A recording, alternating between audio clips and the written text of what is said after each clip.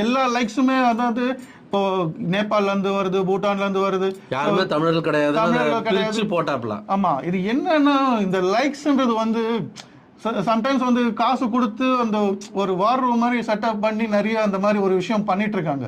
Social media அரசியல். ஆமா, social media அரசியல். ஸோ விஜய் வந்து அதையே வந்து சோஷியல் மீடியால நம்ம ட்ரெண்ட் ஆயிட்டோம்னா நம்ம வந்து ஆட்சியை பிடிச்சிடலான்ற ஒரு எண்ணோட்டத்துல இருக்காரு.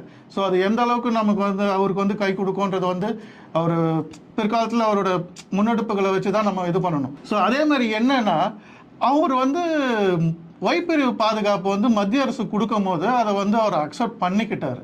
ஸோ அது என்னை பொறுத்தவரையும் என்ன ஒரு விஷயம்னா, தன்னோட மக்கள் தன்னோட ரசிகர்கள் என்ன வந்து பார்க்க வராங்க, என்கிட்ட வந்து அந்யூன்யமா நடக்க ஒரு நானும் பார்க்க போறேன், அவங்கள நம்பி தான் நான் கட்சியை ஆரம்பிச்சிருக்கேன். அப்படி இருக்கும் போது அவங்கள வந்து ஒரு ஸ்டெப்